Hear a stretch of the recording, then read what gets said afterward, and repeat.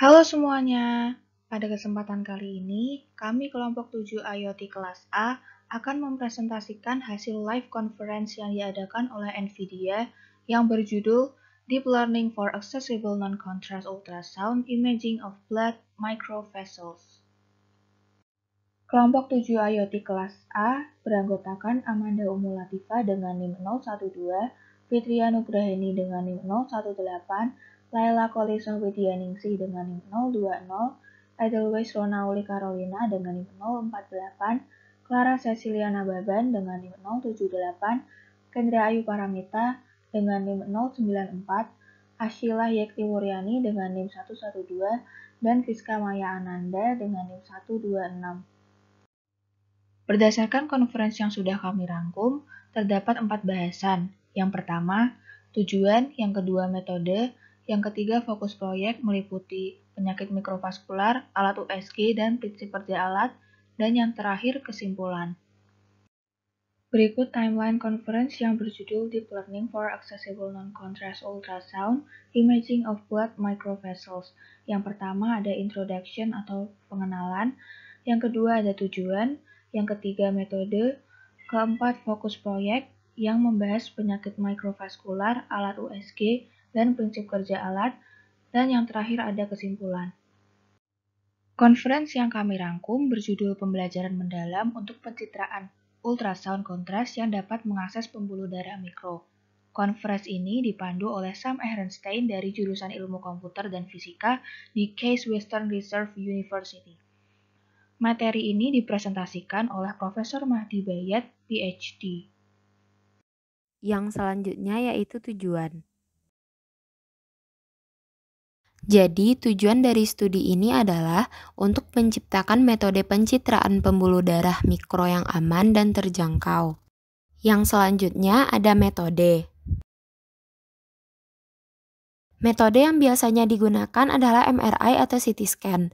Namun, kedua metode tersebut hanya dapat digunakan pada pembuluh darah berukuran besar dan memiliki kecepatan alir tinggi. Mesin MRI juga memiliki harga yang mahal, dan metode CT scan cenderung berbahaya karena menggunakan radiasi yang tinggi. Jadi, digunakanlah metode ultrasound yang aman dan biayanya cenderung terjangkau. Akan tetapi, metode ini kemungkinan tidak aman untuk jangka panjang, memerlukan waktu yang cukup lama untuk mendapatkan hasilnya, serta kualitas gambar yang dihasilkan tidak sesuai dengan hasil yang diinginkan. Selain itu, metode ini juga memerlukan agen injeksi yang terlatih. Oleh karena itu, para peneliti ingin mengembangkan metode ultrasonografi non-kontras untuk pencitraan pembuluh darah mikro yang memanfaatkan secara maksimal komputasi GPU, sehingga dapat tersedia secara luas, aman, dan biaya yang lebih terjangkau. Metode komputasi yang telah digunakan untuk pencitraan atau penggambaran medis seperti sinogram, CT image, K-space, dan MR image. Metode ini memang digunakan untuk menunjukkan jaringan pada tubuh. Selain itu, dapat juga melihat jaringan tubuh yang terserang penyakit. Selanjutnya kita akan membahas tentang fokus proyek. Fokus dari proyek ini adalah untuk menyediakan kebutuhan klinis melalui pengembangan alat yang serbaguna dan mudah digunakan untuk pencitraan pembuluh darah yang sangat kecil atau disebut juga mikrovaskular. Penelitian ini dibutuhkan untuk mendeteksi penyakit mematikan, contohnya tumor. Pada gambar di samping ditunjukkan bagaimana tumor mulai tumbuh pada jaringan yang sehat. Awalnya, tumor tersebut menyerap oksigen dan nutrisi yang ada pada tubuh, sehingga semakin lama tumor tersebut semakin besar. Seiring perkembangannya, tumor dapat membuat pembuluh baru. Penyakit mikrovaskular. Penyakit ini menyerang sekelompok pembuluh darah dalam sistem kardiovaskular dan memiliki berbagai manifestasi pada organ yang berbeda seperti pada mata, yaitu retina, ginjal, otak, dan jantung. Manifestasi ini dapat menyebabkan demensia vaskuler pada otak. Para peneliti menargetkan bahwa metode ultrasound ini dirancang agar mampu mendeteksi dan menganalisis tanda-tanda pada penyakit-penyakit tersebut dengan cara yang lebih mudah dan terjangkau, tetapi tetap sesuai dengan perhitungan. Salah satu alat USG. Alat tersebut dapat dipindahkan, tidak berbahaya bagi tubuh, dan tidak mahal. Alat tersebut satu-satunya alat yang digunakan pada ibu hamil untuk mengecek kehamilan dan terbukti merupakan alat yang aman bagi ibu dan janin. Seiring berjalannya waktu, terdapat alat baru yang dikembangkan seperti gambar di sebelah kanan, di mana alat tersebut lebih mudah dibawa kemana-mana karena bentuknya yang lebih kecil dan alat tersebut dapat memberikan penjelasan mengenai gambar yang dihasilkan pada alat tersebut. Prinsip kerja alat. Pada gambar atas terdapat gelombang biru yang menunjukkan ultrasound masuk ke dalam tubuh. Ketika gelombang tersebut menyentuh suatu aliran, misalnya aliran sel darah merah, maka akan terpantul menjadi eko atau gema, yang arahnya bergerak ke atas. Peristiwa ini disebut sebagai efek Doppler. Jika efek Doppler tersebut digambarkan dalam sebuah grafik, terlihat perbedaan antara jaringan dengan aliran yang cepat dan aliran lambat. Akan menjadi masalah jika aliran yang terbentuk itu halus. Hal ini menyebabkan spektrum aliran akan tertutup oleh spektrum jaringan. Selanjutnya, secara sistematis, gambar ultrasound pada dasarnya dapat direpresentasikan oleh matriks atau tensor berdimensi tinggi, yang merupakan transformasi himpunan dari dalam produk dua domain, yaitu omega 1 dan omega 2. Dari gambar tersebut, dapat diasumsikan bahwa data eko atau gema sebenarnya terdiri dari dua komponen utama, mengingat jaringan yang teliti pada dasarnya terdiri atas sinyal-sinyal yang dibentuk dari komponen jaringan dan pembuluh darah. Selanjutnya ada terminologi atau istilah. Film ultrasound adalah rangkaian dari beberapa frame. Beberapa film yang terbentuk dari ultrasound dalam penelitian ini telah diukur dengan entry yang sesuai dengan intensitas gema, sehingga dapat dilihat dengan sebuah suara atau gema dapat membentuk tumpukan frame. Nah, dalam frame tersebut memiliki representasi yang berbeda-beda dari informasi yang sama. Frame ini bisa ditumpuk menjadi tensor 3 dimensi. Selain itu, frame tersebut juga bisa diratakan menjadi vektor kolom dan ditempatkan secara horizontal seperti pada gambar. Selanjutnya ada sinyal. Nah, di sini ada dua gambar. Nah, gambar sebelah kiri adalah gambar jaringan, sedangkan gambar di sebelah kanan adalah gambar pembuluh darah. Pada gambar kiri, pembuluh darah tidak terlihat karena tertutup oleh sinyal dari jaringan lebih besar. Oleh karena itu, dibutuhkan agen atau pemrosesan lebih lanjut untuk memperbesar sinyal pembuluh darah agar terlihat lebih jelas. Secara matematis, diwujudkan dalam D sama dengan T plus B, di mana T adalah tisu atau jaringan dan B adalah fluid atau darah. Pada model studi ini, T atau jaringan memiliki urutan atau rank yang rendah. Rank itu menunjukkan dimensi dari jarak antar kolom. Pada gambar kiri itu tidak terlihat pembuluh darah. Namun, jika metode seperti ini digunakan dalam jangka panjang, maka dampaknya tidak begitu baik.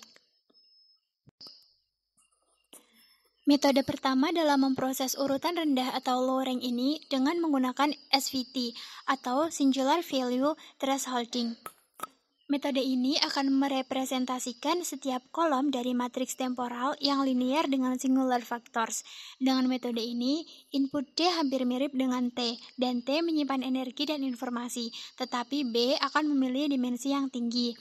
Kemudian, pendekatannya itu dilakukan dengan melihat akselerasi dari grafik log yang dapat dilihat pada gambar di samping.